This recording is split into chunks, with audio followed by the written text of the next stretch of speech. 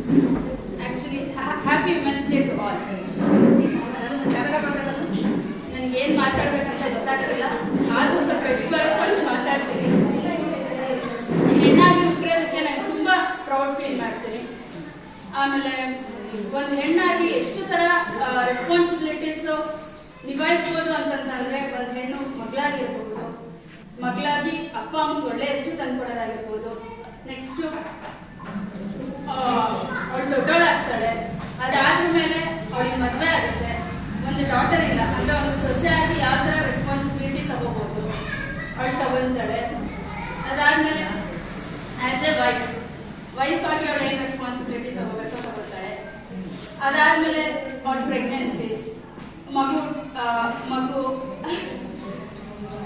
ಮಗುವಿನ ಲಾಲನೆ ಪಾಲನೆ ಮಾಡೋದಾಗಿರೋದ್ರಿಂದ ಹಿಡಿದು ಆಮೇಲೆ ಕೊನೆಗೆ ಅವಳು ಅಜ್ಜಿ ಆಗ್ತಾಳೆ. ಒಟ್ಟು ಇದೊಂಥರ ಒಂದು ಸೈಕಲ್ ಇದು. ಒಂದು ಸೈಕಲಲ್ಲಿ ಅವಳು ಎಲ್ಲ ಥರನೂ ಎಕ್ಸ್ಪೀರಿಯನ್ಸ್ ಮಾಡ್ಬೋದು.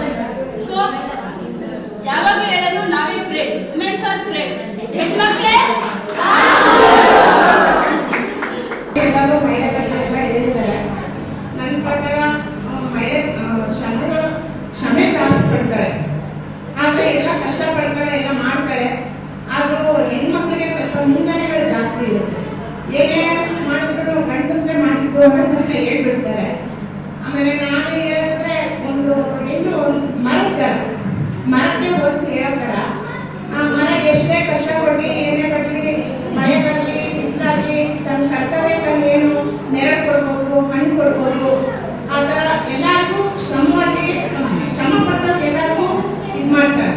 ಹಾಗೆ ಮರನೂ ಅಷ್ಟೇ ಎಲ್ಲಾನು ತೃಪ್ತಿ ಆಗೋ ಥರನೇ ಇರುತ್ತೆ. ಆ ಹೆಣ್ಣಂಗೆ ಮನೆ ಕೆಲಸ ಆಗಿರ್ಬೋದು, ಮಕ್ಕಳು ನೋಡ್ಕೊಳ್ಳೋದಿರ್ಬೋದು, ಅತ್ತೆ ಮಾವು ನೋಡ್ಕೊಳ್ಳೋದಿರ್ಬೋದು, ತಂದೆ ತಾಯಿಗಳ ಬಗ್ಗೆ ಕೇರ್ ಇರ್ಬೋದು. ಏನೇ ಮಾಡಿದ್ರು ಹೆಣ್ಣು ಸ್ವಲ್ಪ ಹಿಂದೆ ಉಳಿದಾಗುತ್ತೆ.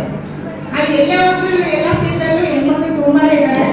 ಆದರೂ ಓದೋ ಫೀಲ್ಡಲ್ಲಿ ಪ್ರತಿ ವರ್ಷ ರಿಸಲ್ಟ್ ಬಂದಾಗ ಗೊತ್ತಾಗುತ್ತೆ ಹೆಣ್ಮಕ್ಳೇ ಮುಂದೆ ಇರ್ತಾರೆ.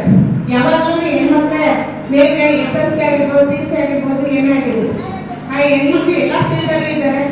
ಅವ್ರಿಗೆ ಇನ್ನೂ ಸಪೋರ್ಟ್ ಬೇಕು ಅಂತ ನಾನು ಹೇಳ್ತೀನಿ.